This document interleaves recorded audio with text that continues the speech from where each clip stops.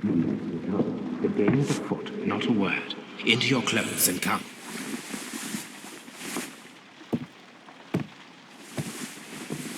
I'll wait for you in the sitting room. I've just received a note from Inspector Lestrade, a letter from the suburbs. He is in need of my presence. Whenever he has asked for my assistance, it has always turned out to be entirely justified. I fancy that every one of his cases has found its way into your collection. Yes, they all seem worthy of... However, I regret your fatal habit of looking at everything from the point of view of a story instead of a scientific exercise. Oh, Holmes, you... I beg your pardon, I digress. It would be much better to examine this letter than to try to convince you.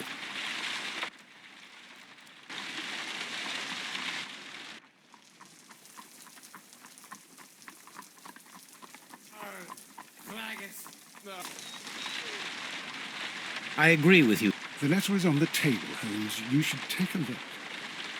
I agree with you, Toby, that Watson's shoe is preferable to Mrs. Hudson's cold cuts.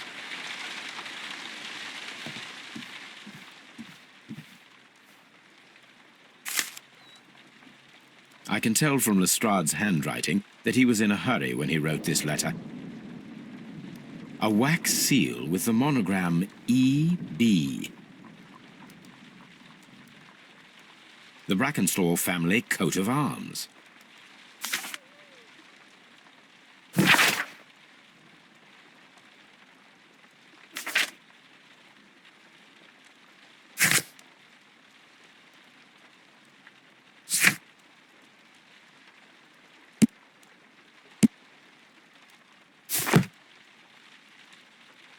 So, what is it, Holmes? Promising, as always. It appears to be a case of murder. So you believe that Sir Eustace is dead? I should say so. Lestrade wouldn't have sent for me for less. His writing shows considerable agitation, and he is not an emotional man. These people belong to high society. The quality of the writing paper, the E.B. monogram, their coat of arms. The crime was committed before midnight. Holmes, how can you possibly tell? Well, it is all thanks to Lestrade. He wrote his letter at 3:30 in the morning. Imagine the chain of events before that. The local police had to be called in. Scotland Yard was notified. Lestrade himself had to make haste there, and finally compose the letter he sent to me. All of that makes for a fair night's work. It makes sense. Lestrade also speaks of the woman he released. That seems to indicate that she had been held somewhere during the crime. Much time has been wasted. Let us find a cab and go to Abbey Grange immediately. I live in hope of an interesting morning.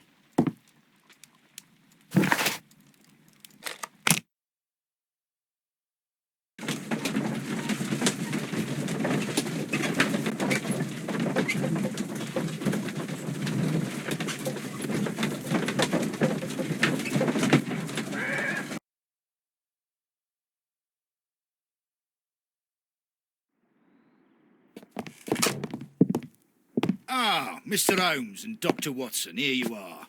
I'm very glad that you have come, but perhaps I should not have troubled you after all. And why is that? Lady Brackenstall has come to her senses, and she has given so clear an account of the affair that there is not much left for us to do. You remember that Lewisham gang of burglars?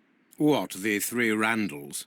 Exactly. The father and two sons. It's their work. They stole a silver service, which is of great value. Sir Eustace Brackenstall is dead, then? Yes. His head was knocked in with his own poker. A violent act of aggression. Yes, the poor lady. She has had a most dreadful experience. She was assaulted and tied to a chair. But I think that you would best see her and hear her account of the facts. She's in the morning room with her maid, Teresa Wright. Where is the body of the deceased? In the dining room. We haven't touched anything. All right. I'm going to examine it. Very good, Watson. Lady Brackenstall awaits you in the morning room. Lord Ramsay Brackenstall. Sir Warthen Brackenstall.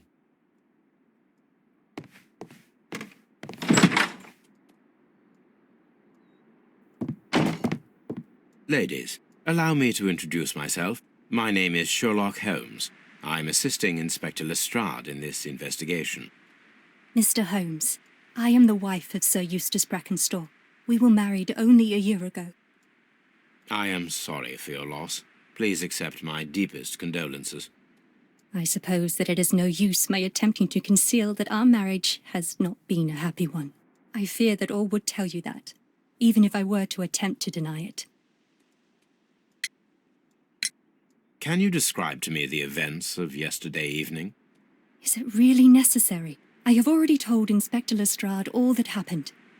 Yes, madam, it is. I will tell you then. Sir Eustace retired about 10:30. I sat in this room until after 11, absorbed in a book.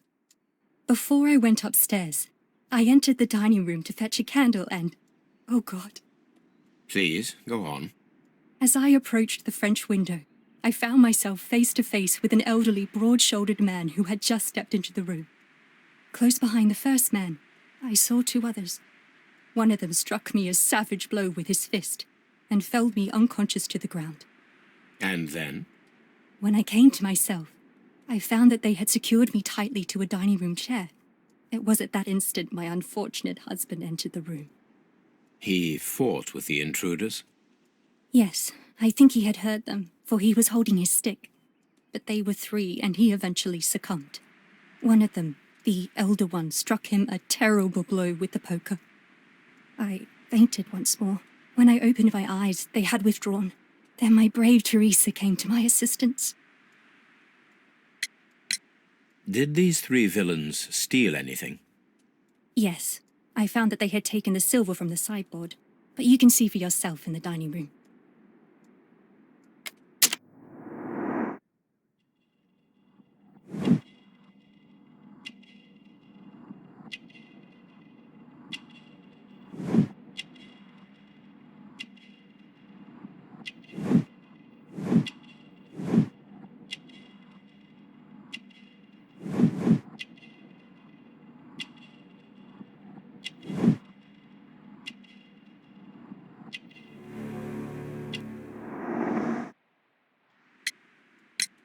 You mentioned that your marriage was not a happy one. Was there anything specific that was troubling you? He was not a nice man when he was drunk, and he suffered from dark moods, but nothing else. The bruises on your hands are at least 1 week old. Your husband caused those bruises? Oh, do you? Yes, he did. He was very angry at the time. Out of control. Again. Sir Eustace was a drunkard. To be tied to such a man for life is worse than death. Your ladyship?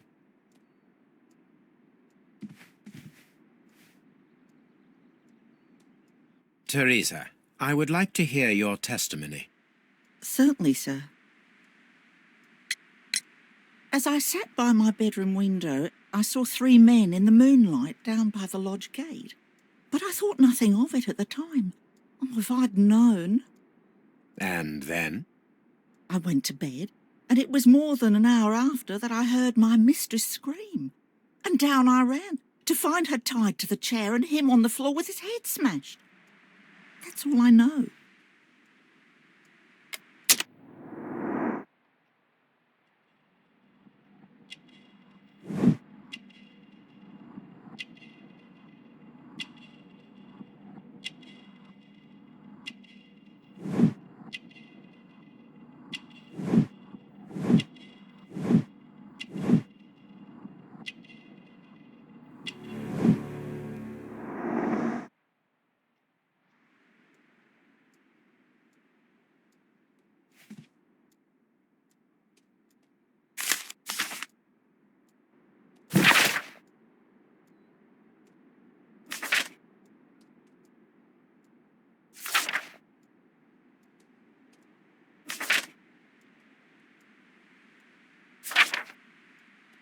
The description of the Randall gang provided by Lady Brackenstall is identical to the one in the Times article.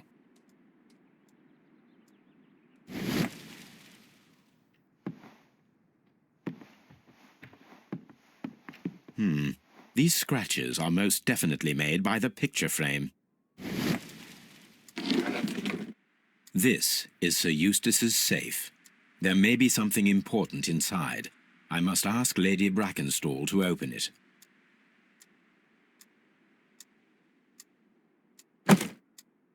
This photograph of Lady Brackenstall and her maid Teresa was taken at a port, but which one?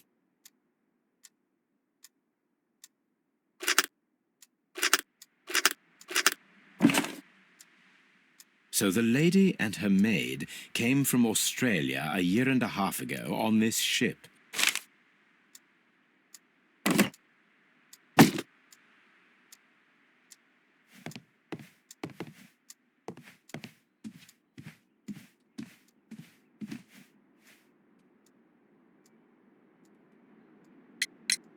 Lady Brackenstall, could you open this wall safe? No, it is my husband's safe. I do not know the combination. We have to open it. Your ladyship?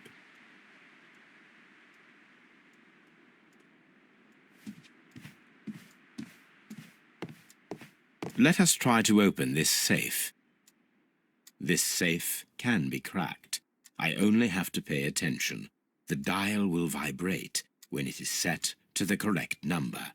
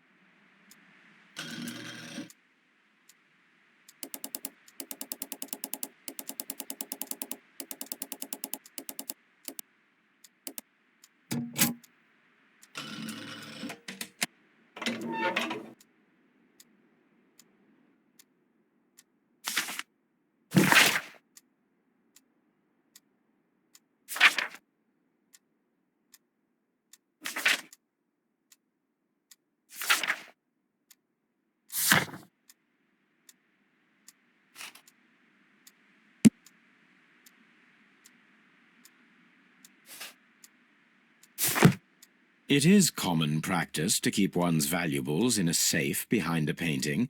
It should not really pose a challenge for a criminal. Antique coins, possibly of value, but they're scattered without care.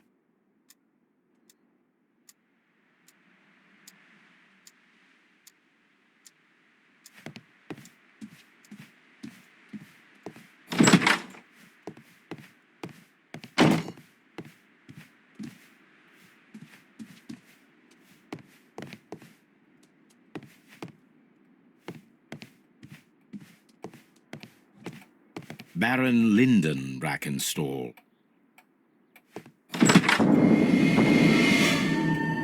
You should examine the body of Sir Eustace Brackenstall.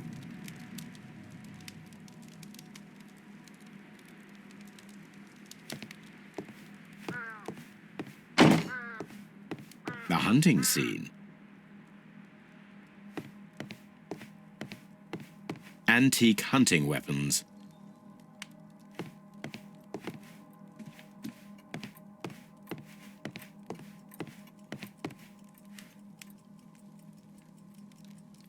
These wine bottles are expensive and mostly from France.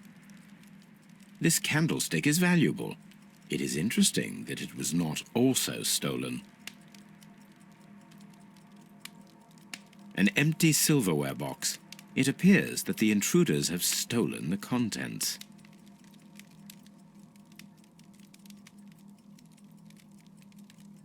A bottle of wine is missing here. The criminals did not thoroughly ransack the house. They only took a little silverware. A deer hunt. So, Watson, what have you learned from examining Sir Eustace's body? Well, I can confirm that the death was instant. Sir Eustace was facing his attacker when he received the blow to his head. There are no other apparent injuries. The head was cracked with the force of the blow. That must be the murder weapon.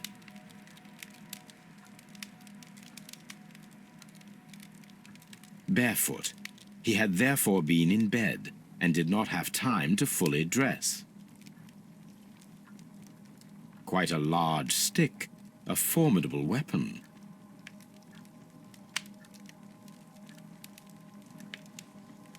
It is covered in blood. Sir Eustace might have struck his head upon it while falling from the blow. That is one possible explanation.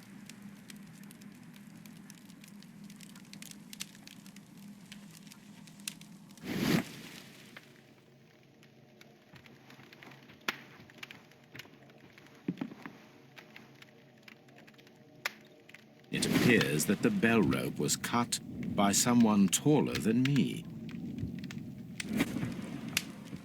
A fur trader's cabin.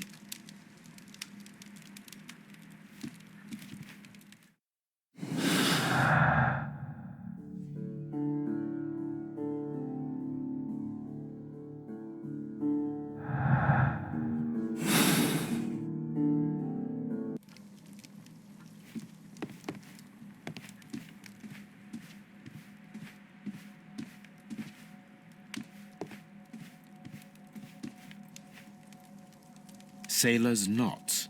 That's interesting. This rope was handled by the murderers. We need a scent hound to follow their trail. I will take it with me. This is the chair that Lady Brackenstall was tied to.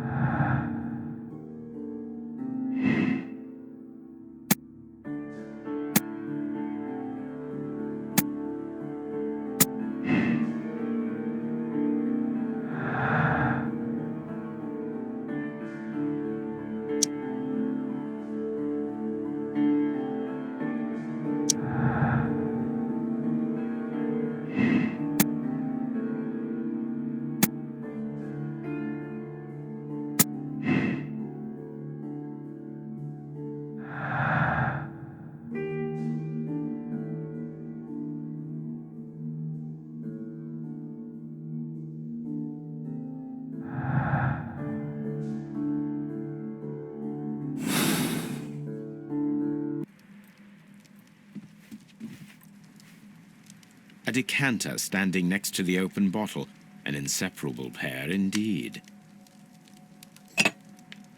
This glass has some wine traces, but no visible beeswing. This glass has some wine traces, but no visible beeswing. Chateau Calon-Ségur, French wine, Grand Cru. There is beeswing at the bottom, as if the wine had not been decanted before being poured. It is rather strange that only one of these glasses has dregs of beeswing inside it, while the other two are clear.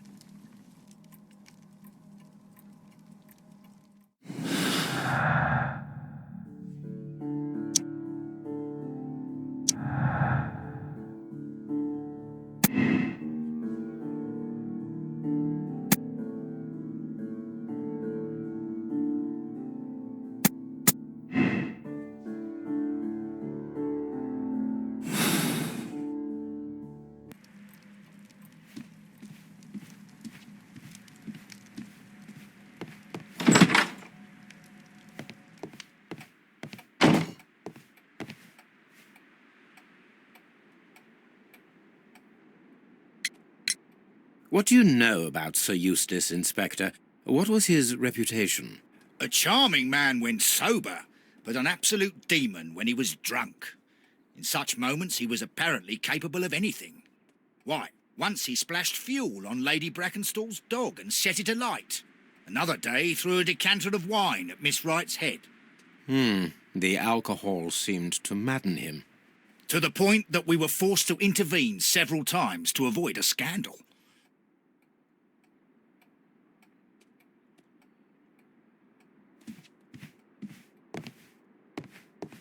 I've searched out... Lord Brigham Brackenstall.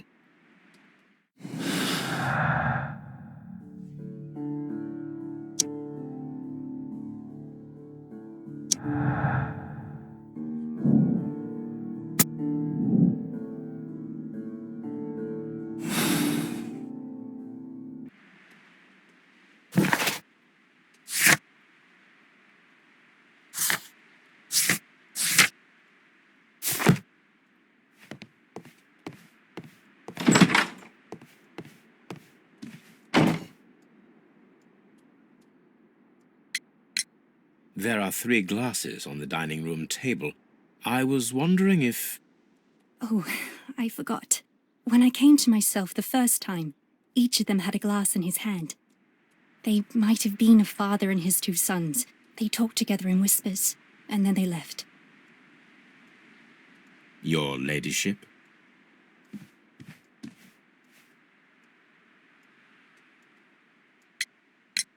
Sir Eustace's doctor speaks of his violent behaviour. Yes, Sir Eustace was an extremely violent man. A detestable human being, to be more precise. It is true that he once threw a decanter at me, and all because I dared to stand up to him in defence of my mistress. Sly devil. God forgive me that I should speak of him so now that he's dead, but a devil he was, if ever one walked the earth. We met him only 18 months ago. She'd only just arrived in London. Yes, it was her first voyage. She'd never been from home before.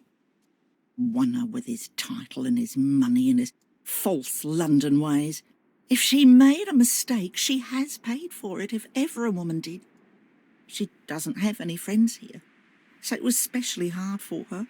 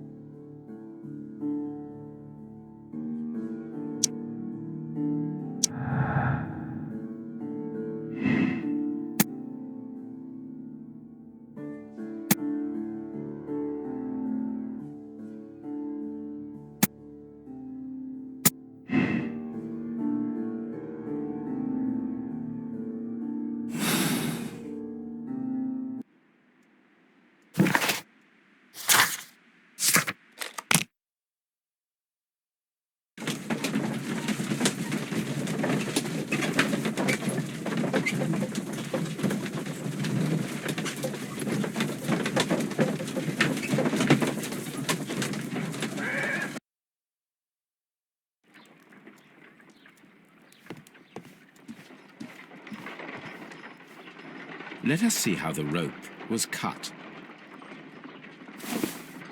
The fibres at the end of the rope are smoothly cut. Let us try to find out what tool was used to cut the rope.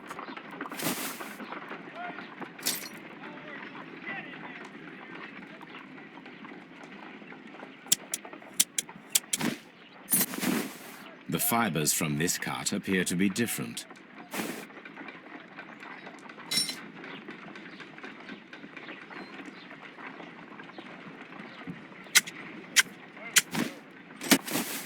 The fibres from this cut appear to be different.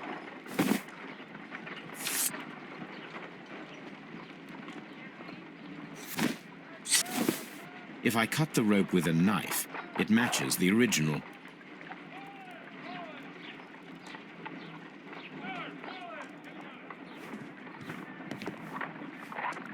Come on, Toby. We need the best nose in the British Empire on this case.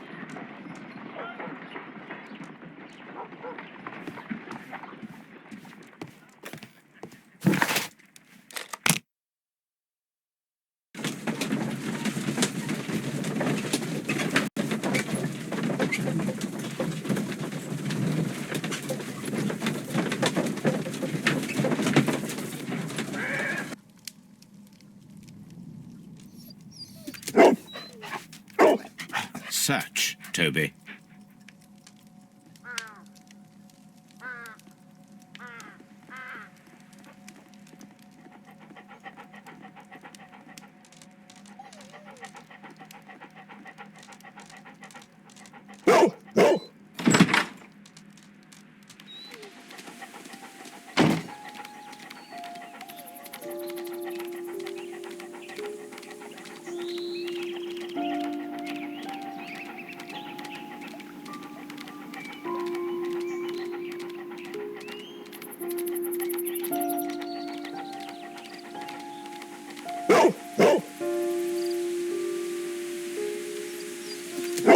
The intruders entered the shed for some reason when they were making off with the silverware.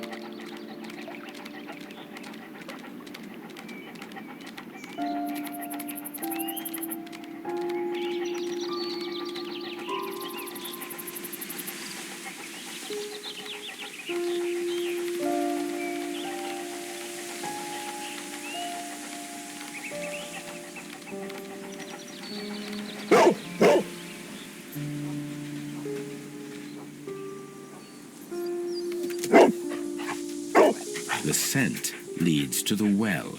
I should check it.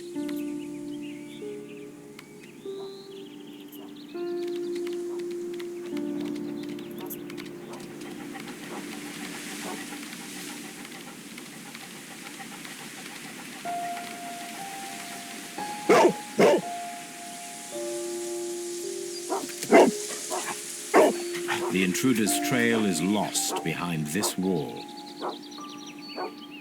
The criminals left the house through the French window. They walked to the shed, then across to the well, before fleeing by climbing over the wall. I wonder why they chose such a winding route.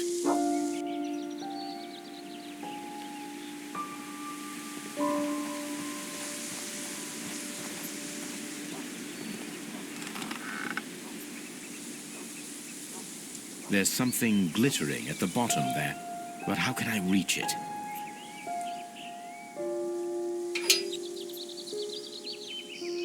If only I had something with which I could lift that object.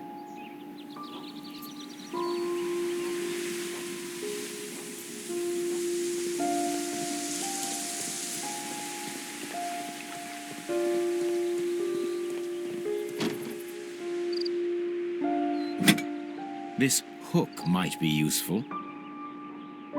Small gardening tools, nothing of great interest. This old suitcase sounds hollow. It must be empty.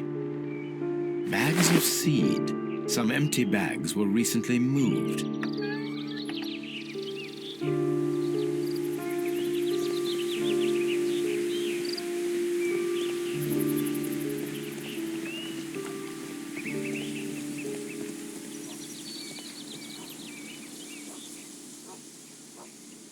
If only I had something with which I could lift that.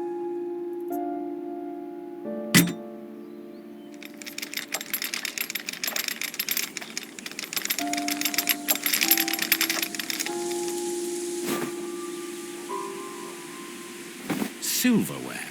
This is hardly a coincidence.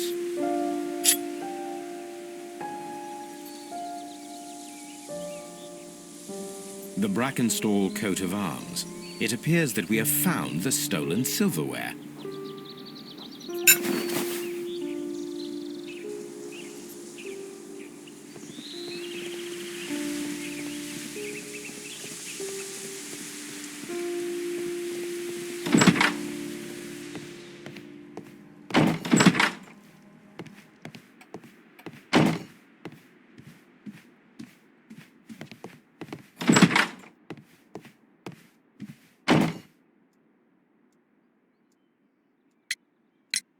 We found your silverware, Lady Brackenstall. It had not been taken very far. Is that true? I am very thankful to you, Mr. Holmes. Your ladyship?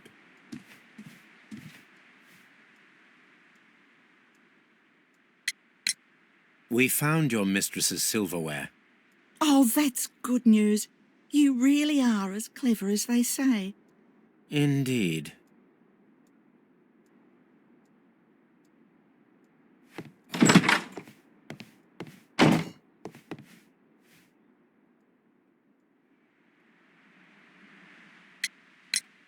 Inspector, I have recovered the stolen silverware. You are a wizard, Mr. Holmes. And where is it? In the garden well. Excuse me? Unique, isn't it? Rather absurd. What is the point of stealing silverware and then throwing it down into a well? Perhaps it was used as a temporary hiding place, or simply the thieves wanted to get rid of it. It is up to us to solve this mystery.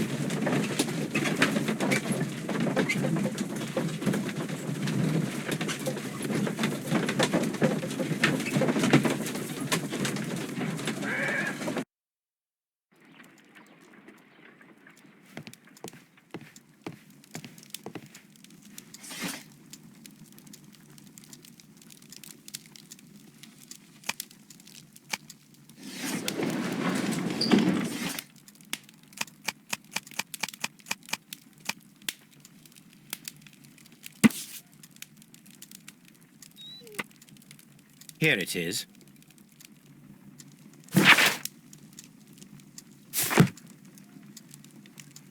The shipping company, the Adelaide, Southampton, London line, and its address. Interesting. It must be the place where they keep the records, including the one for the crew of the Rock of Gibraltar. I think that if you pretend you're from Scotland Yard, they'll give it to you without any problems. But I have another solution. I'll call in the specialist.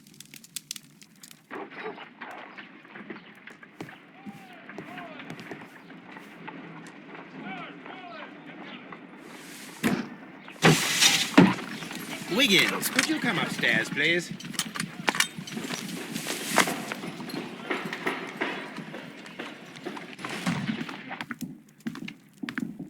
At your service, Mr. Holmes. I need a register, my young friend. If you could borrow it, there will be half a guinea for every one of you. I need the crew list of the Rock of Gibraltar in 1893, and their current employment.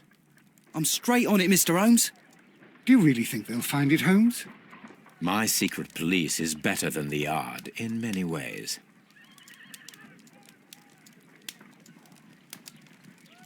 Here it is, Mr. Holmes. But we can't take it back.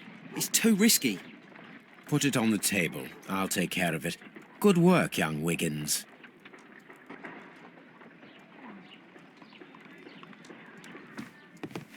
I left it right on the table for you, sir. This list shows the senior officers of the Rock of Gibraltar, on which Lady Brackenstall and her maid made their voyage. Lady Brackenstall does not know anyone in England. This must mean that someone on this list is our mysterious visitor. And these are the lists of the senior officers of the Adelaide, Southampton, London Line ships. Let us find out who was in London upon November the 7th.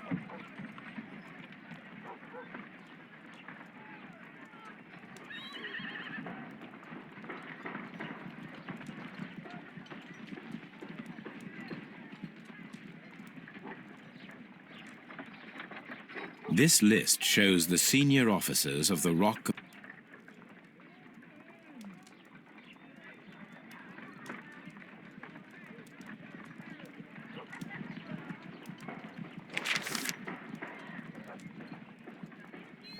This officer was on a ship that sailed half a month ago. He wasn't in London at the time of the crime. I do not think that this sailor has any connection to the case. I do not think that this sailor... I do not think... This officer was on a ship that sailed half a month ago. He wasn't in London at the time of the crime.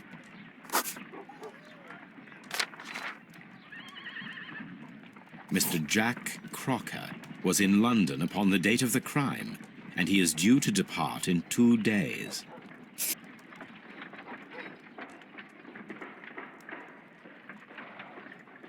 I do not think that...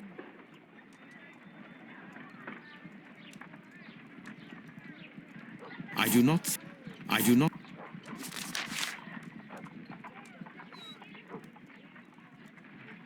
not think that this sailor has any connection.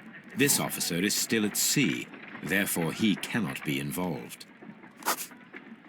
This officer is still at sea, therefore he cannot be involved.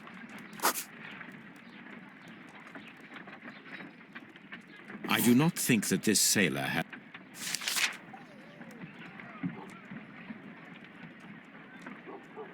I do not think that this sailor has any...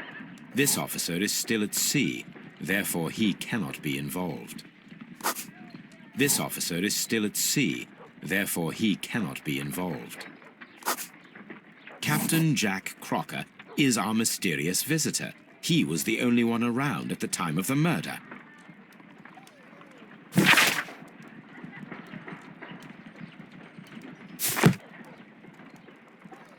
This Crocker, do you think... It would be interesting to meet him. Our young friend should be able to find him.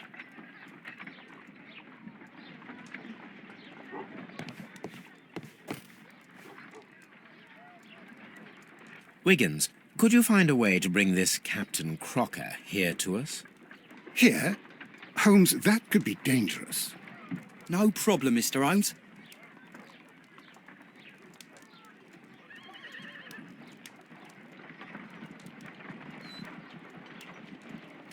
Mr. Holmes, I was informed that you were looking for me, and I'd like to know why. Yes, it is important that we talk. You will soon understand why. You are acquainted with Lady Mary Brackenstall, are you not? Yes, I think I do remember her, from when I was first officer, but I still don't see... It seems your relationship went beyond that of mere passenger and first officer. How dare you? Indeed, how reckless a feeling is love, particularly if one is prepared to commit a murder in its name. Explain yourself this instant. You are aware that the murder made the headlines of the morning press. You read the newspaper report, but to your dismay, found it much fabricated. Once you learned that I wanted to see you, you came straight away. You needed to know what I had found. You... and what do you know? That evening, you were with Lady Brackenstall, despite the danger. I'm not afraid, Mr. Holmes. Besides, all of this is just guesswork. You would be right if there was no evidence. What then?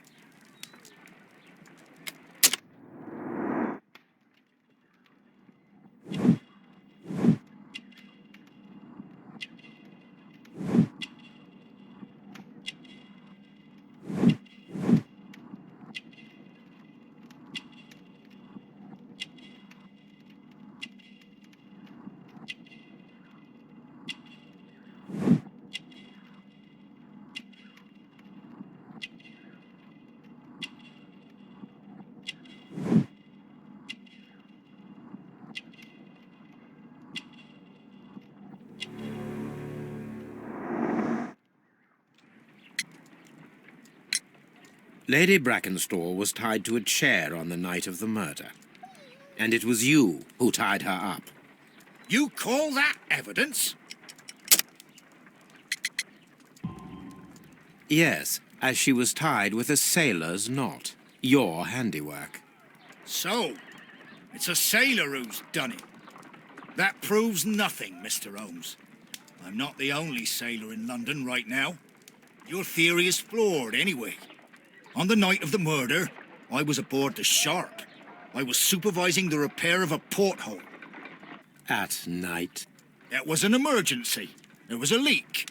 You can ask the ship's carpenter. He can confirm. I'm sure that he can. Perfect. In that case, we have nothing more to talk about. Good evening, gentlemen. Holmes, what should we do now? Would you like to check his alibi? No. There is no doubt that these men will testify in his favor, and there will be no way to check. So, what then? So, we must work with what we have. We have all the puzzle pieces. Now I understand why you dissected the bell rope.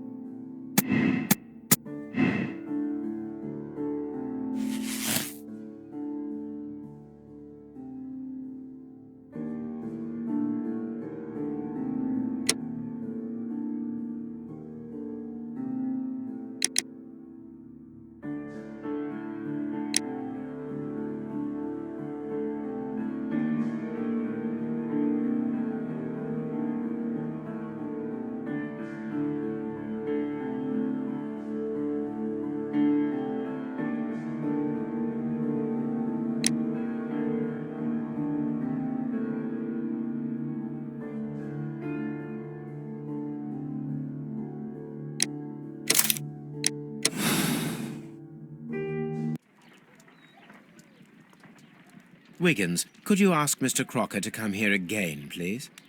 Right away.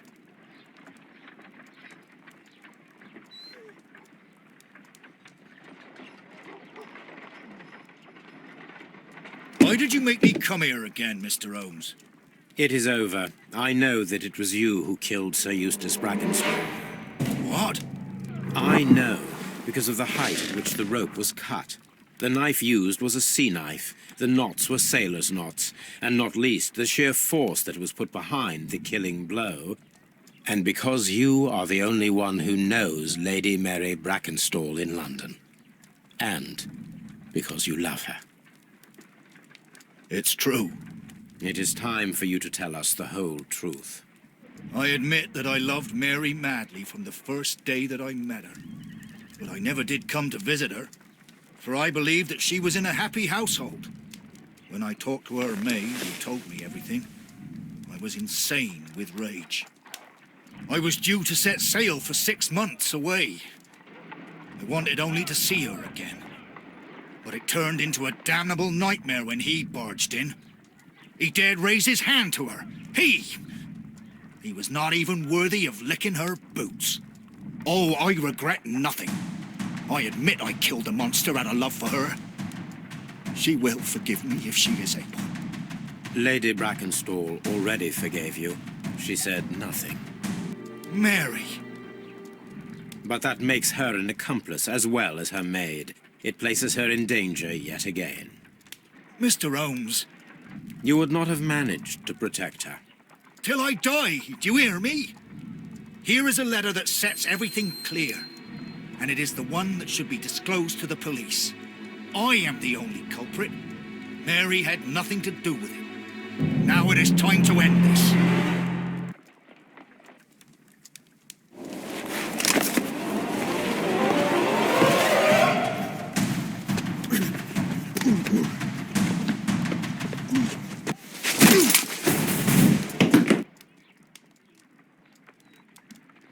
Please forgive me, Captain Crocker.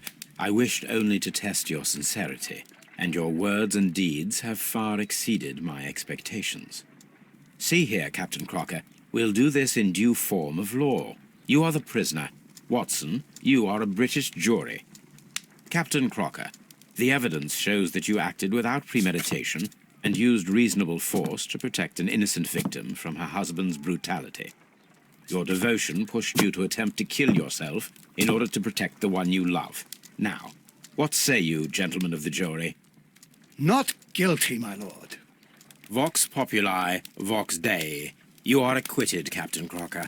So long as the law does not find some other victim, you are safe from me. Mr. Holmes. It is a great responsibility that I take upon myself, but I will give Lestrade an excellent lead, and if he can't avail himself of it, I can do no more. Come back to your lady in a year, and may her future and yours justify us in the judgment which we have pronounced this night.